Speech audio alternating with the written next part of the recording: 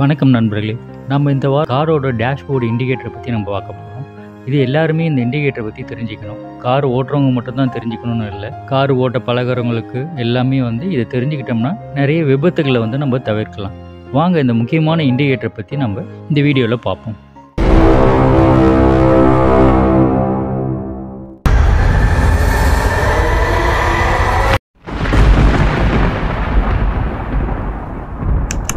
இந்த dashboard indicator 150க்கும் மேலே indicators இருக்குது. புது கார் வரும்போது இன்னும் நிறைய இருக்குது. முக்கியமான சில இண்டிகேட்டர்ஸ் மட்டும் நம்ம பார்க்கலாம்.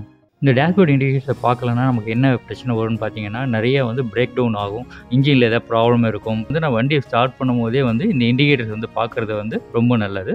நீங்கள் காரை ஸ்டார்ட் பண்ணி மூவ் பண்ண உடனே உங்களுக்கு இந்த இன்ஜின் லைட் பிளிங்க் ஆகிடுச்சுன்னா உடனே காரை ஸ்டாப் பண்ணிடுங்க. இப்போ இன்ஜினில் பெரிய ப்ராப்ளம் இருக்குதுன்னு அர்த்தம். இக்னிஷனில், உங்களுக்கு ஸ்பார்க் ப்ளக்கில், ஃபியூயல் இன்ஜெக்ஷனில், ப்ளஸ் ஆயில் ஏதாவது லீக்கேஜ், இல்லைனா இன்ஜின் கேபினட் ஏதாவது பிரேக் ஆகிருக்கும். அதனால் உடனே காரை ஆஃப் பண்ணிவிட்டு நீங்கள் இந்த இன்ஜின் பக்கத்தில் செக் பண்ணிவிட்டு அதுக்கப்புறம் நீங்கள் லாங்கில் கிளம்புங்க. அடுத்து பார்த்தீங்கன்னா ஆயில் ப்ரெஷர் வார்னிங் லைட்ஸு. இந்த ஆயில் லைட் எரியும் போது நீங்கள் செக் பண்ண வேண்டியது பார்த்தீங்கன்னா, உங்கள் ஆயிலில் உங்களுக்கு இன்ஜின் ஆயில் லோவாக இருக்கா, இல்லை பிரேக் ஆயில் ரொம்ப கம்மியாக இருக்கான்னு செக் பண்ணணும். ஃபுல்லாக இருக்குன்னா நீங்கள் ஆயில் பம்ப் நீங்கள் செக் பண்ணணும், அதில் ஏதாவது ப்ராப்ளம் இருக்கா, இல்லைனா அதை ரீப்ளேஸ் பண்ணணும். அப்புறம் பார்த்தீங்கன்னா உங்களுக்கு ஆயில் ப்ரெஷர் சென்சார் இருக்குது. அந்த சென்சாரில் ஏதாவது ப்ராப்ளம் இருக்கான்னு சொல்லிட்டு நீங்கள் இதையும் பார்க்கணும். இது ரொம்ப தூரத்துக்கு இந்த ஆயில் லைட் எரிஞ்சிக்கிட்டே இருக்கும்போது நீங்கள் டிரைவ் பண்ணுறது உங்களுக்கு சேஃப் கிடையாது. பிரேக் சில டைம் பிடிக்காமல் போகலாம். அடுத்து பார்த்தீங்கன்னா ஆன்டிலாக் பிரேக்கிங் சிஸ்டம். இதை ஏபிஎஸ்ன்னு சொல்லுவாங்க, ஏபிஎஸ் பிரேக் சிஸ்டம்னு சொல்லுவாங்க. இது நீங்கள் கார் ஸ்டார்ட் பண்ணும் போதே இதை செல்ஃப் டெஸ்ட் பண்ணிவிட்டு இந்த ஏபிஎஸ் சிஸ்டத்துலேருந்து ஏதோ ப்ராப்ளம் இருக்குன்னா உடனே ஏபிஎஸ் இந்த சிம்பிளில் உங்களுக்கு பிளிங்க் ஆகிட்டே இருக்கும். லைட் பிளிங்க் ஆகும்போது காரை ரன் பண்ணுறது கஷ்டம். நம்ம நினைக்கும் போது பிரேக் பிடிக்காது. அதனால் சரி பண்ணிவிட்டு இந்த ஏபிஎஸ் இண்டிகேட்டரை நம்ம ரெடி பண்ணிவிட்டு அதுக்கப்புறம் போகிறது ரொம்ப நமக்கு சேஃபு.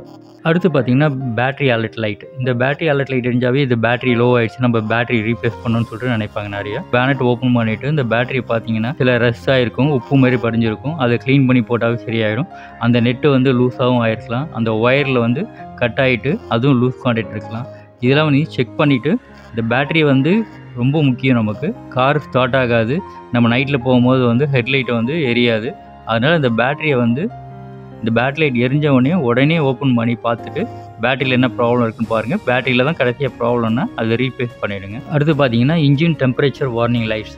இன்ஜின் ஓவர் ஹீட் ஆகிட்டு நீங்கள் ரொம்ப லாங்காக டிரைவ் பண்ணிட்டுருக்கீங்க, 5 hours 6 hours ரன் பண்ணிட்டுருக்கீங்கன்னா இந்த இண்டிகேட்டர் உங்களுக்கு ஆன் ஆகும். அப்படி இல்லைன்னா உங்களுக்கு நம்ம கொஞ்சம் தூரம் போகும்போதே இந்த இண்டிகேட்டர் பார்க்குதுன்னா நீங்கள் கூலண்ட் செக் பண்ணணும். கூலண்ட் ஆயில் ஃபுல்லாக இருக்கா, இல்லை அது எது லீக்கேஜ் ஆகுதா, அதெல்லாம் நீங்கள் செக் பண்ணி பார்த்துட்டு இதை லைட் எரியும் போதே நீங்கள் ரொம்ப தூரம் போனீங்கன்னா உங்களுக்கு இன்ஜின் ஆஃப் ஆகிறதுக்கு நிறைய சான்சஸ் இருக்குது. Low fuel indicator.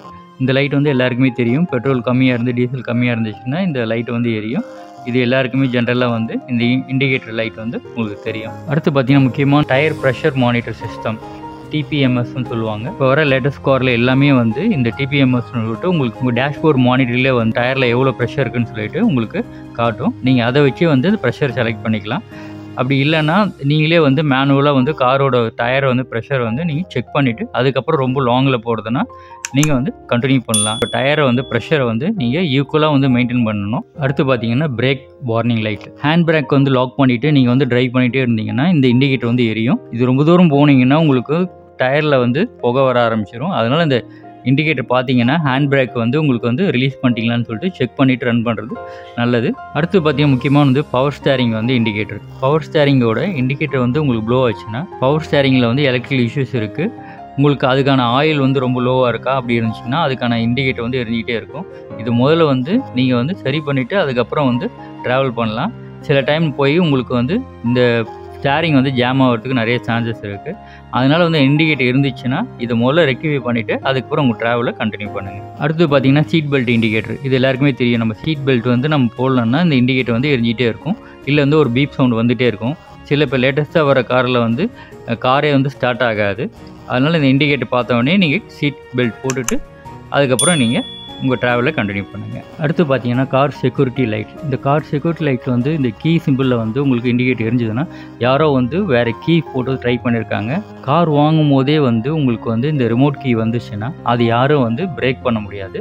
இப்போ நீங்கள் லோக்கலில் வந்து எங்கேயாவது வந்து கீ வாங்கி உங்களுக்கு ரிமோட் கீ ஃபிட் பண்ணிங்கன்னா அது ஈஸியாக வந்து பிரேக் பண்ணலாம். அதுக்கான சாஃப்ட்வேர் கோடிங்ஸ் எல்லாமே வந்து நெட்டில் இருக்குது.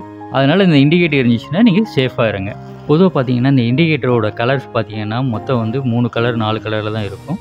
Red, yellow, orange, blue, green இப்படி தான் இருக்கும். ரெட் கலர் எரிஞ்சிச்சுன்னா உங்களுக்கு வந்து ரொம்ப எமர்ஜென்சி. அதனால் காரை ஸ்டாப் பண்ணிவிட்டு அந்த இண்டிகேட்டரை வந்து எதனால் எரியுதுன்னு செக் பண்ணிவிட்டு போகிறது நல்லது. எல்லோ கலர்லேயும் ஆரஞ்சு கலர்லேயும் எரிஞ்சிச்சுன்னா அது சீக்கிரமாக வந்து அந்த எரரை வந்து சரி பண்ணுங்கன்னு சொல்லிட்டு நமக்கு ஒரு கொடுக்குது. அடுத்தது பார்த்தீங்கன்னா க்ரீன் ப்ளூவில் இருந்துச்சுன்னா இது ஒரு நோட்டிஃபிகேஷனு. இது பார்த்தீங்கன்னா உங்கள் ஹெட்லைட் ஆனில் இருக்குது, உங்களுக்கு வைப்பர் ஆனில் இருக்குது. இதெல்லாம் வந்து பார்த்தீங்கன்னா இந்த கலரில் இருக்கும். இந்த டேஷ்போர்ட் இண்டிகேட்டர் வந்து ரொம்ப முக்கியமானது. நம்ம கார் வந்து பழுதாகாமல் இருக்கிறதுக்கு, ஆக்சிடெண்ட் ஆகாமல் இருக்கிறதுக்கு, நம்ம ரொம்ப தூரம் போய் நடு காட்டில் வந்து நம்ம கார் ஸ்டாப் ஆகிட்டு அங்கே நம்ம தவிக்கிறதுக்கு ஸ்டார்ட் பண்ணும் போதே இந்த இண்டிகேட்டரை வந்து நம்ம பார்த்துட்டு அதை வந்து ரெக்டிஃபை பண்ணிவிட்டு நமக்கு எந்த ப்ராப்ளமும் கிடையாது. ஓகே நண்பர்களே, இந்த முக்கியமான டேஷ்போர்டு இண்டிகேட்டரை பற்றி நம்ம பார்த்தோம். ஓகே நண்பர்களே, இந்த வீடியோ பிடிச்சிருந்துச்சுன்னா சப்ஸ்கிரைப் பண்ணுங்கள், லைக் பண்ணுங்கள் அண்ட் கமெண்ட் பண்ணுங்கள். வேறு ஒரு டிஃப்ரெண்ட்டான வீடியோ வந்து நம்ம பார்க்கலாம். நன்றி, வணக்கம்.